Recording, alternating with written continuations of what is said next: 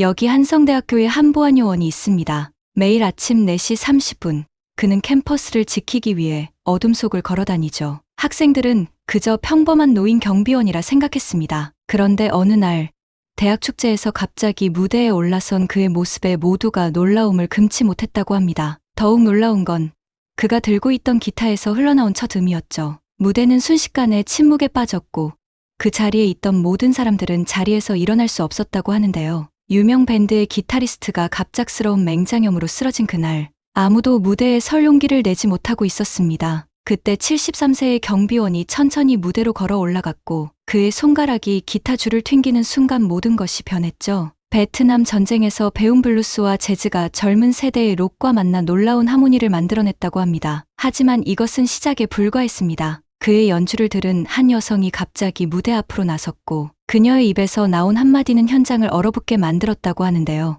대체 그날 무대에서 어떤 일이 벌어졌던 걸까요? 오늘의 사연 시작합니다. 매일 아침 새벽 4시 반이면 어둠이 저를 맞이해요. 이른 시간도 이제는 아무렇지도 않아요. 숨 쉬는 것처럼 자연스러워졌거든요. 제 늙은 뼈마디들도 이 생활에 익숙해졌어요. 작은 아파트 안에서 최대한 조용히 움직이면서 간단한 침대에서 일어나요. 나무 바닥이 제 발밑에서 살짝 삐걱대는 소리가 들리지만 욕실로 걸어가서 찬물로 얼굴을 씻어요. 그 차가운 물이 잠깐 남아있던 잠기운을 확 날려 보내주더라고요. 저는 최상원이라고 합니다. 경기도에 있는 한성대학교에서 경비원으로 일하고 있어요. 화려한 직업은 아니지만 저에게는 삶의 목적을 주는 일이에요. 대부분 사람들에게 저는 그냥 남색 제복을 입고 손전등과 열쇠 꾸러미를 들고 복도를 걸어 다니는 평범한 노인일 뿐이에요. 학생들이 지나갈 때 가끔 예의상 고개를 살짝 숙이며 인사하곤 하지만 그 이상으로 저를 눈여겨보는 사람은 없는 것 같아요. 새벽 공기는 아주 맑고 상쾌해요.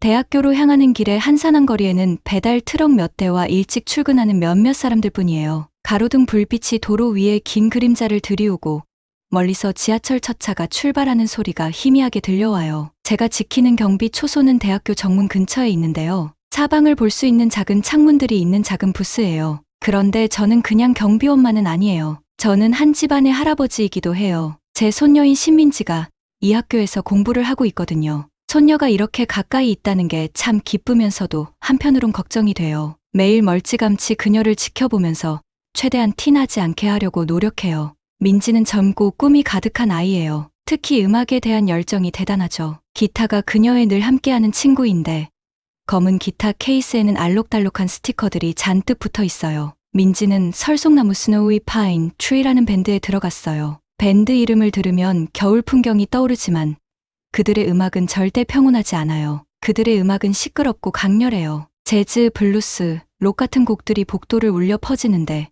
가끔 그 소리가 제 머리를 아프게 만들 정도예요. 그들의 동아리방에서 나오는 소리가 저녁 순찰 중에도 들리는데 전자 기타와 드럼 소리가 벽까지 흔들리게 하는 것 같아요. 솔직히 저는 민지가 왜 그렇게 기타를 좋아하는지 잘 이해하지 못하겠어요. 제 젊은 시절엔 젊은이들이 안정적인 직업을 준비했거든요. 의사나 선생님, 공무원이 되는 게 흔한 꿈이었죠. 음악은 그냥 여가를 즐기는 수단이었고요. 그런데 민지가 기타 연습을 하다가 손가락이 빨개질 정도가 되는 걸 보면 저는 그녀의 미래가 걱정돼요. 돈은 어떻게 벌지, 어떻게 스스로를 돌볼지 이런 걱정들이 제 머릿속에서 떠나질 않아요. 이런 생각들 때문에 야간 근무를 마치고도 잠을 못 잘 때가 많아요. 제 하루 순찰은 캠퍼스의 모든 건물을 돌아보는 걸로 이루어져요. 문이 잘 잠겼는지 확인하고 학생들이 아무렇게나 버리고 간 쓰레기를 치우고 모든 것이 제자리에 있는지 살펴봐요. 아침 근무는 조용하지만 저녁은 달라요. 저녁이 되면 음악 동아리들이 활기를 띠기 시작하거든요. 복도는 연습 소리로 가득 차요.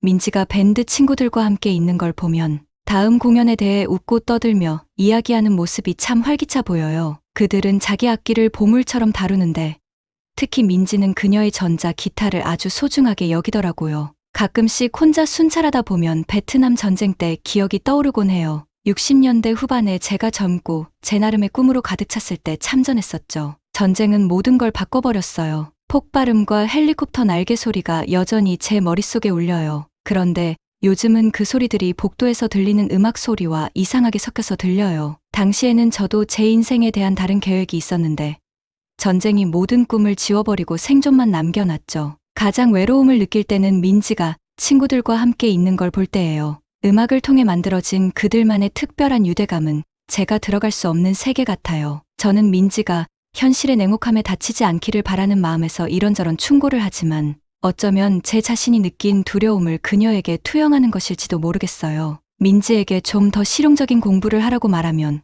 그녀는 화를 내요. 제가 이런 말을 하는 이유가 사랑과 경험에서 비롯된 거라는 걸 그녀는 이해하지 못해요. 늦은 밤, 대부분의 학생들이 집으로 돌아간 시간에도 민지가 연습실에서 기타를 치는 소리가 희미하게 들려와요. 동아리 활동은 저녁 9시까지만 해야 한다는 규칙이 있지만 저는 자주 망설여요. 그녀가 그렇게 열정적으로 연습하는 모습을 보면 쉽게 말이 안 나와요. 손가락이 현 위를 빠르게 움직이며 제가 알지 못하는 멜로디를 만들어내는 모습은 참 대단하더라고요. 가끔은 문 밖에서 그녀의 연주를 몰래 듣기도 해요. 경비원으로서의 제 의무와 할아버지로서의 사랑 사이에서 갈등하면서요. 결국 문을 열고 들어가 그만해야지라고 말할 때 민지는 눈에 띄게 아쉬운 표정으로 기타를 정리해요. 문을 닫고 나가는 그녀의 발걸음 소리는 살짝 더 무거운 것 같아요. 집에 돌아가면 그녀는 방으로 들어가 버리고 얇은 벽 너머로 여전히 기타 치는 소리가 들려요. 저는 작은 거실에서 오래된 사진들을 바라보며 제가 제대로 하고 있는지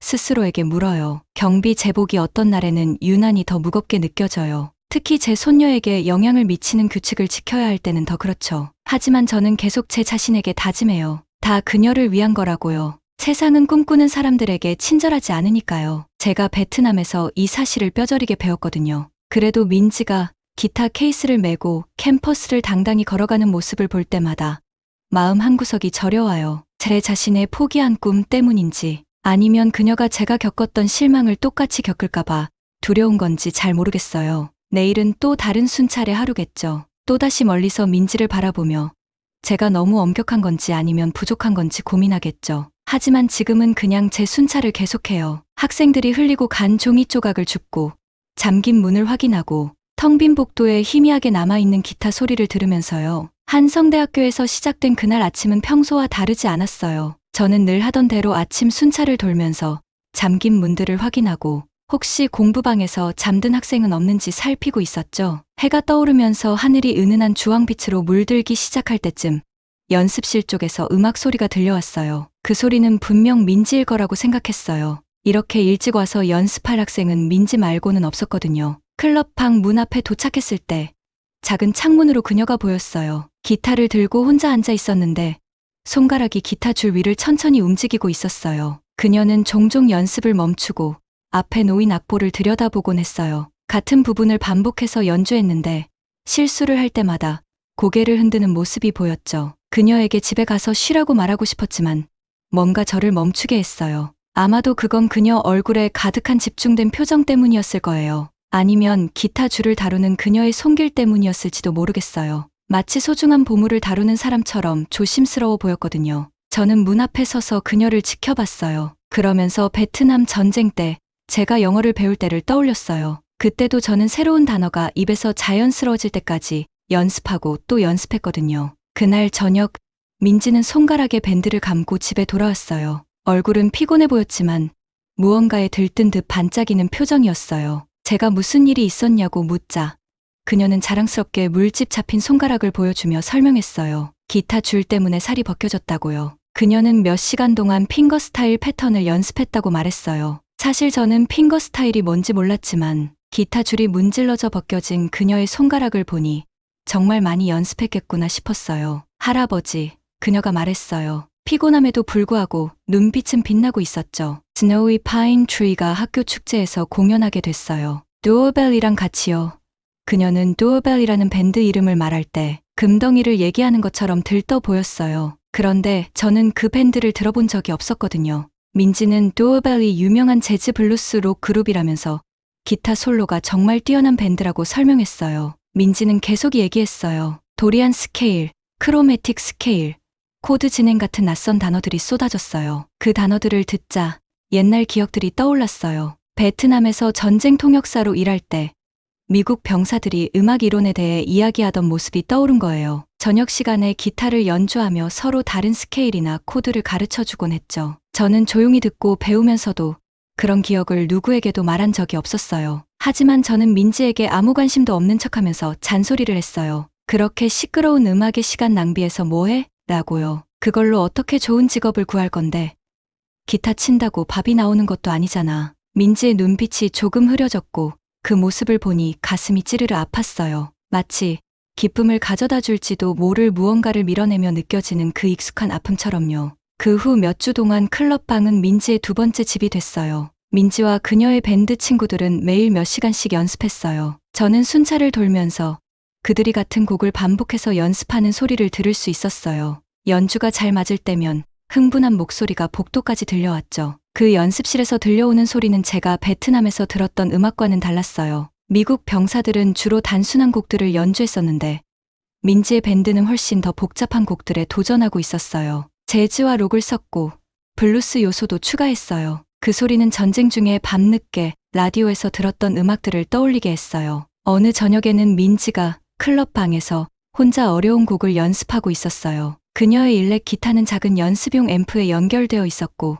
소리가 작게 나왔어요. 아마 다른 사람들에게 방해되지 않으려고 한 것 같았어요. 저는 문 너머에서 그녀가 복잡한 핑거스타일 패턴을 연습하는 모습을 지켜봤어요. 실수할 때마다 얼굴에 드러나는 좌절감이 보였죠. 무심코 문을 두드리고 이제 문을 닫아야 한다고 말했어요. 그녀는 지친 눈으로 저를 쳐다보며 5분만 더 시간을 달라고 했어요. 사실 그냥 둬도 아무도 몰랐겠지만 저는 규칙을 지키라고 했어요. 규칙은 규칙이다라고 단호하게 말했죠. 민지는 기타를 천천히 정리했고 그녀의 모든 움직임에서 실망감이 느껴졌어요. 그날 밤 순찰을 마치고 건물을 잠그면서도 민지가 연습하던 소리가 머릿속에 맴돌았어요. 그녀가 하나하나 신중하게 연주했던 모습이 떠올랐죠. 그 모습은 제가 영어 단어를 연습하며 입에서 자연스럽게 나올 때까지 되뇌던 모습과 닮아 있었어요. 미국 병사들이 저에게 넌 귀가 좋아라고 칭찬했던 것처럼 민지의 밴드 친구들도 그녀의 음악적 감각을 칭찬했을 것 같았어요. 별빛 아래 집으로 걸어가면서 전쟁 때와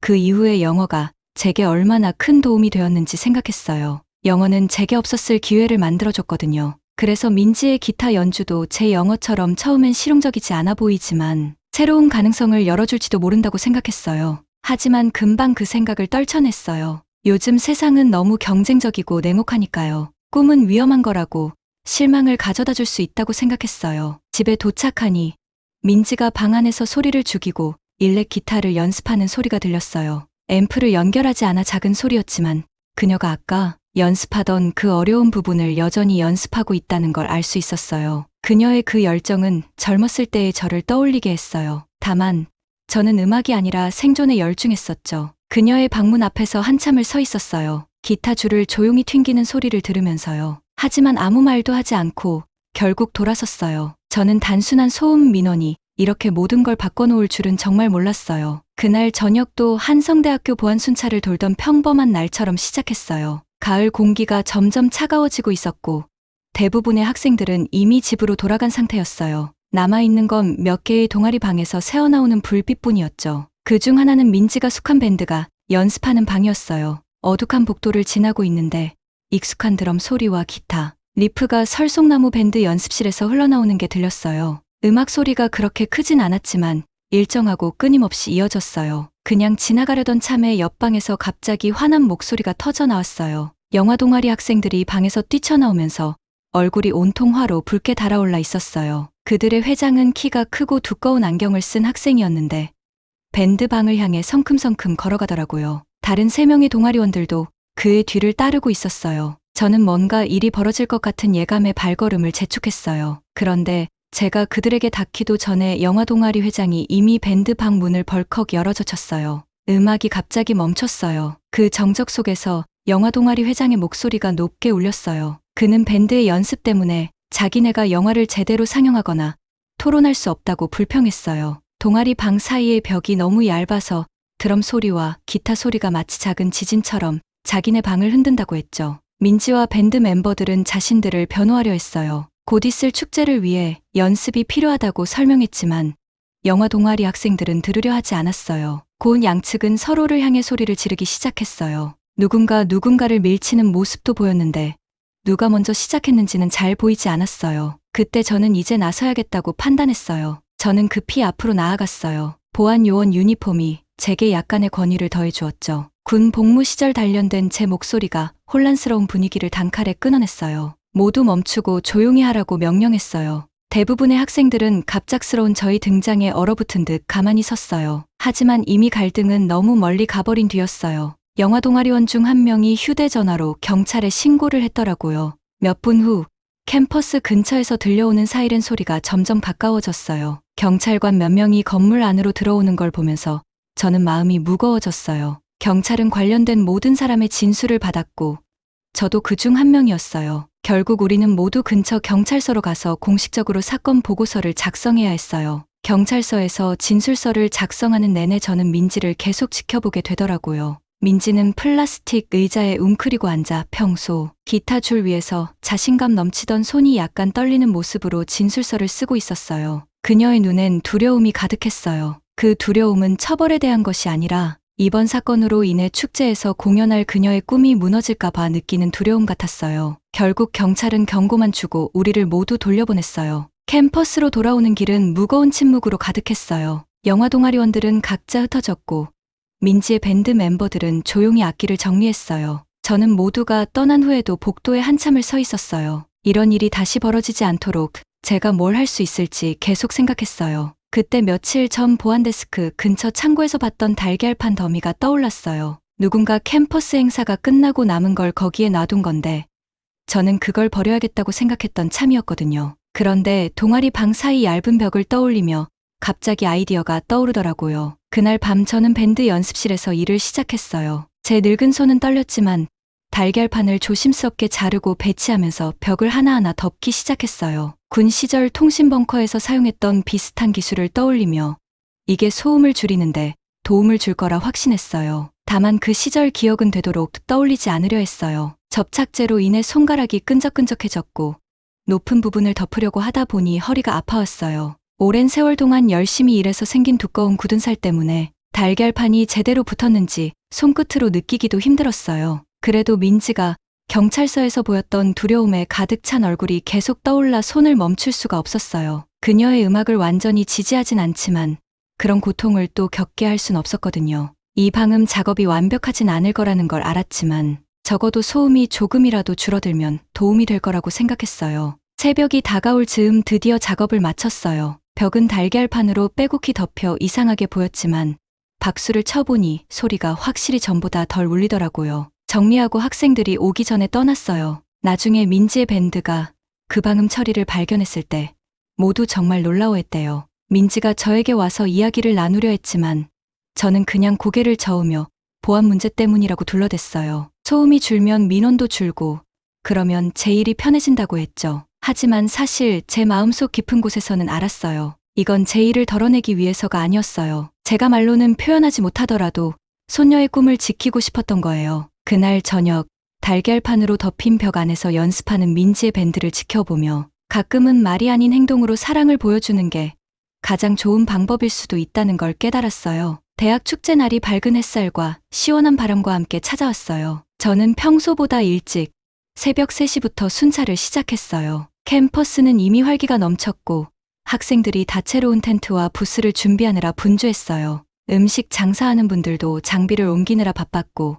아침 공기는 맛있는 냄새로 가득 찼어요. 배가 고파서 꼬르륵 소리가 났지만 저는 맡은 일에 집중하려고 했어요. 메인 무대는 정말 대단해 보였어요. 평소 학교 행사에서 쓰던 무대보다 훨씬 컸고요. 스태프들은 강력한 스피커와 밝은 조명, 그리고 축제 이름이 커다랗게 적힌 특별한 배경막을 설치하느라 밤새 일했대요. 그들이 음향 시스템을 테스트하는 모습을 지켜봤는데 2개의 주요 밴드, 그러니까 제 손녀가 속한 스노위 파인 트리랑 유명 밴드인 도어벨을 위해 모든 게 완벽하게 준비됐는지 확인하는 중이었어요. 민지는 일찍 도착했더라고요. 무대 뒤에서 연습하는 모습이 보였는데 그녀의 손가락이 전자 기타 줄 위를 빠르게 움직였어요. 조금 긴장한 것 같았지만 설렘도 느껴졌어요. 그녀의 밴드 멤버들도 함께 있었고 악기를 점검하면서 다가올 공연에 대해 이야기하고 있었어요. 저는 응원의 말을 건네고 싶었지만 그녀가 연습에 집중하도록 멀리서 지켜보기로 했어요. 축제는 아침 10시에 공식적으로 시작됐어요. 학생들이 캠퍼스를 가득 메우고 각 부스를 방문하며 활동을 즐기더라고요. 저는 계속 순찰을 돌면서 질서와 안전을 유지했어요. 가끔 메인 무대 근처를 지나칠 때마다 다른 학생 밴드들이 공연하는 모습을 볼 수 있었어요.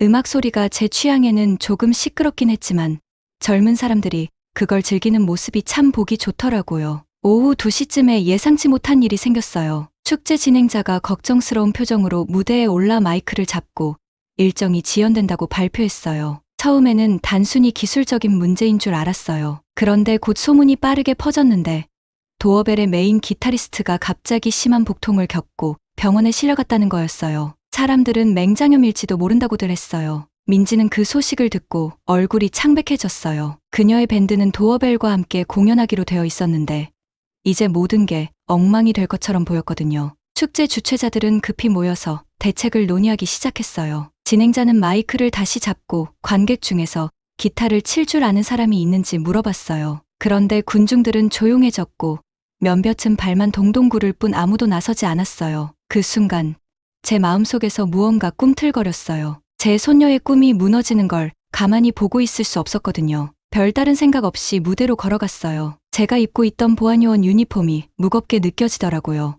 무대 계단을 올라가는 동안 학생들 사이에서 속삭임이 들렸어요. 몇몇은 저를 손가락질하며 웃기도 했어요. 아마 제가 무슨 보안 관련 공지를 하러 가는 줄 알았던 것 같아요. 무대에 서자 민지가 눈이 휘둥그레졌어요. 그녀는 제가 공연을 완전히 막으러 온 건 아닌가 걱정하는 눈치였어요. 도어벨의 남은 멤버들도 혼란스러운 표정으로 저를 쳐다봤어요. 나이 든 보안요원이 이렇게 중요한 순간에 다가오는 걸 어떻게 받아들여야 할지 모르겠다는 듯했어요. 밝은 무대 조명 아래 서 있으니 손바닥에 땀이 나더라고요. 오래전 기억들이 밀려왔어요. 베트남에서 밤이면 미국 군인들이 저에게 기타 코드를 가르쳐줬던 순간들이요. 저는 그들의 언어를 배우고 그들은 저에게 도리안 스케일이니 반음 진행이니 하는 음악 이론을 가르쳐줬죠. 전쟁의 한가운데서도 평화를 느낄 수 있었던 그 순간들이 제게는 정말 소중했어요. 저는 도어벨 멤버들에게 영어로 말을 걸었어요. 모두를 더 놀라게 만들었죠. 목소리가 조금 떨리긴 했지만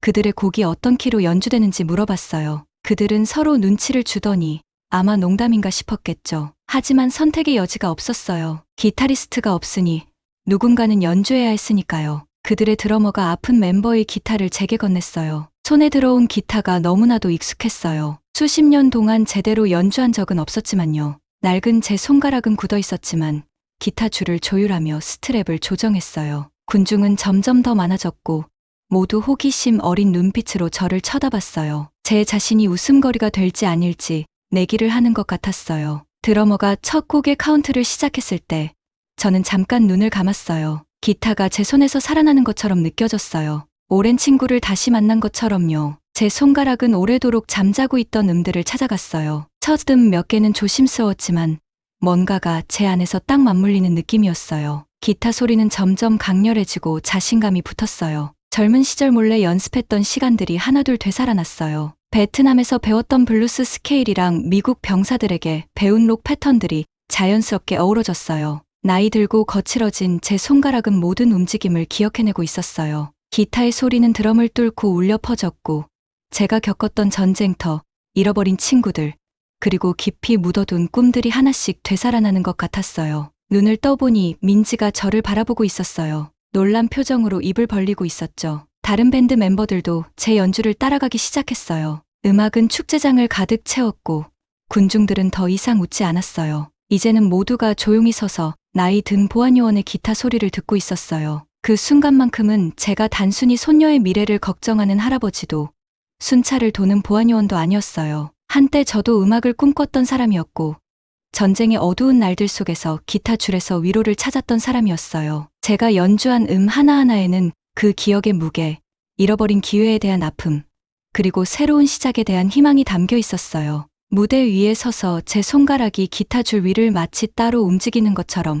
자연스럽게 움직이고 있었어요. 제 앞에 있는 관객들은 완전히 조용했고 너무나도 고요해서 손가락이 금속 줄을 미끄러지며 내는 살짝 삐걱거리는 소리까지 들릴 정도였어요. 사회자는 깔끔한 정장을 입은 젊은 남자였는데 마이크를 너무 꽉 쥐어서 그의 손가락 마디가 하얗게 변했더라고요. 그의 입은 놀란 듯이 살짝 벌어져 있었고요. 심지어 스노위 파인 트리랑 도어벨 멤버들까지 하던 일을 멈추고 저를 바라보고 있었어요. 제가 연주하는 모든 음에는 제 기억의 무게가 실려 있었어요. 베트남에서의 그 외로운 밤들, 빌려온 기타와 병사들끼리 나누던 잔잔한 노래들만이 유일한 위안이 되었던 그 순간들 말이에요. 줄 하나하나가 떨리는 소리가 전투 사이의 고요한 순간들을 떠올리게 했고, 그때 음악은 전쟁의 참혹함에서 벗어날 수 있는 유일한 탈출구였어요. 손가락이 기타 지판 위를 춤추듯 움직이며 저는 이런 모든 감정을 멜로디에 쏟아부었어요. 그러다가 듀오벨의 드러머가 이 음악에서 뭔가 특별한 걸 느꼈는지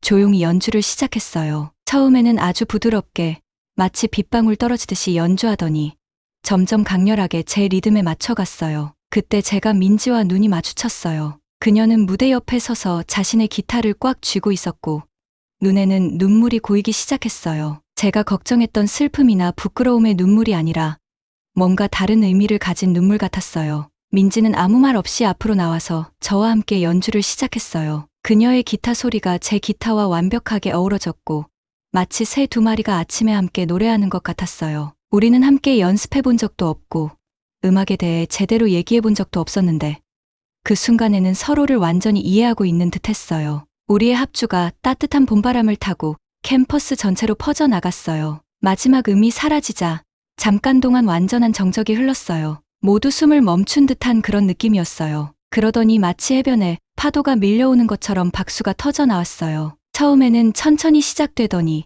점점 거세져서 땅이 흔들리는 듯한 굉음이 되었어요. 저는 깊이 고개를 숙이며 숨을 고르려고 했어요. 제 늙은 심장은 기타를 연주한 노력 때문만이 아니라 몰려드는 감정들로 인해 미친 듯이 뛰고 있었어요. 민지가 무대를 가로질러 뛰어와서 저를 꽉 껴안았어요. 마치 제가 아주 먼 여행을 다녀온 것처럼 말이에요. 어쩌면 사실 그렇게 느껴졌을 수도 있겠네요. 제 기억 속 전쟁터는 이제 멀게만 느껴졌고 그 자리는 손녀와의 연결로 채워졌어요. 듀오벨의 리드싱어는 옆에서 고개를 저으며 놀란 듯 바라보고 있었어요. 무언가 말하려던 그 순간 다른 목소리가 관객들의 소음 사이로 들려왔어요. 무대 가장자리에서 우아한 검은 드레스를 입은 여성이 나타났어요. 그녀가 마이크 쪽으로 걸어오자 관객들은 다시 조용해졌어요. 그녀의 하이힐이 나무 바닥을 걸으며 내는 소리만 들릴 뿐이었어요. 그녀는 자신을 송미영이라고 소개하며 다른 페스티벌 부스에서 재즈 보컬리스트로 공연 중이었다고 했어요. 그런데 기타 멜로디가 공기를 타고 들려와 누가 연주하는지 확인하고 싶어졌다고 하더라고요. 그리고 그녀가 저를 똑바로 바라봤어요. 목소리는 조금 낮아지면서 최상원 선생님, 이렇게 다시 뵙게 될 줄은 몰랐어요. 라고 말했어요. 제 온몸이 굳어버렸어요. 저는 그녀의 얼굴을 즉시 알아봤지만 그런 티를 내지 않으려고 애썼어요. 그녀는 물론 예전보다 나이가 들어 보였지만 눈빛은 전혀 변하지 않았더라고요. 그녀가 민지를 힐끗 쳐다보며 눈물을 흘리기 시작했어요. 관객들도 뭔가 중요한 일이 벌어지고 있음을 느꼈는지 공기는 말로 표현하기 어려운 무거운 분위기로 가득 찼어요. 송 씨는 천천히 조심스럽게 민지를 향해 돌아서더니 떨리는 목소리로 자신이 민지의 어머니라고 밝혔어요. 오래전에 떠났던 어머니라고요. 그녀는 민지에게 더 나은 삶을 주기 위해 그런 선택을 했다고 했어요. 그 말은 마치 제게 물리적인 충격처럼 다가왔어요. 민지가 얼굴을 바라보니 복잡한 감정들이 엉켜있는 게 보였어요. 그녀가 들고 있던 기타는 옆으로 내려진 채 그대로 얼어붙은 듯한 모습이었어요. 제가 수년간 해왔던 거짓말들, 보호와 필요를 가장해 저 자신을 설득했던 거짓말들이 갑자기 돌덩이처럼 제 위장 속에 얹힌 기분이었어요. 저는 민지에게 부모님이 돌아가셨다고 했어요. 복잡한 진실을 설명하는 것보다 그게 더 쉽다고 생각했거든요. 그런데 이제 그 진실이 수백 명 앞에서 드러나고 있었어요. 송 씨는 계속해서 말을 이어갔어요. 눈물이 얼굴을 타고 흘러내리면서 그녀는 민지와 저에게 반복해서 사과했어요. 그녀는 자신이 얼마나 어리고 두려웠는지 가수가 되고 싶다는 꿈을 이루면서도 좋은 엄마가 될 자신이 없었다고 설명했어요. 관객들은 마치 드라마를 보듯 우리의 가족 이야기에 빠져들었는지 아무 말도 하지 않고 지켜보고 있었어요. 저는 민지의 얼굴을 봤어요. 거기에는 혼란, 분노, 희망, 그리고 제가 정확히 알 수 없는 무언가가 뒤섞여 있었어요. 기타 연주로 터져나왔던 박수 소리는 아직도 공기 중에 울리는 것 같았지만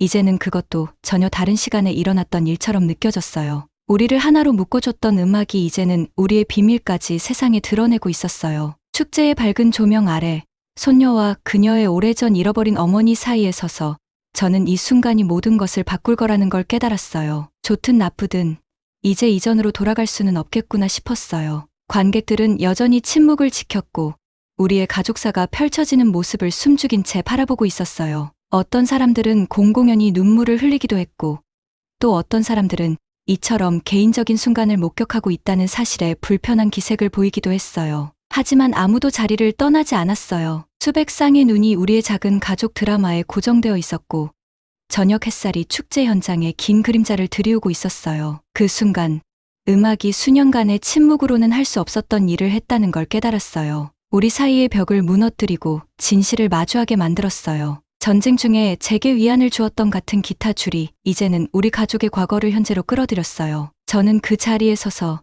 제 손녀와 그녀의 오랫동안 잃어버렸던 어머니 사이에 서서 이 순간이 우리 이야기의 새로운 장의 시작일 뿐이라는 걸 깨달았어요. 공연이 끝나고 무대 뒤로 걸어가면서도 제 손은 여전히 떨리고 있었어요. 작은 대기실에 저와 민지, 그리고 오랜 세월 끝에 갑자기 나타난 민지의 엄마 송미영 씨까지 셋이 들어가니 방이 너무 답답하고 덥게 느껴졌어요. 우리 사이에 감춰진 비밀의 무게가 마치 폭풍 전의 눅눅한 여름 공기처럼 무겁게 자리 잡고 있었어요. 민지는 접이식 의자에 앉아서 기타 줄을 무심히 손가락으로 훑고 있었어요. 무대에서 내려온 이후로 한마디도 하지 않았고요. 그녀의 눈은 계속 저와 그녀의 엄마 사이를 오가며 멀리 흩어진 퍼즐 조각을 맞추려는 것처럼 보였어요. 제 보안요원 유니폼 목 부분이 갑자기 꽉 조이는 것 같아 목깃을 풀어가며 무슨 말부터 꺼내야 할지 고민했어요. 먼저 입을 연 건 송미영 씨였어요. 그녀의 목소리는 노래할 때와는 다르게 부드러웠고 오랜 세월 간직해온 후회의 무게가 느껴졌어요.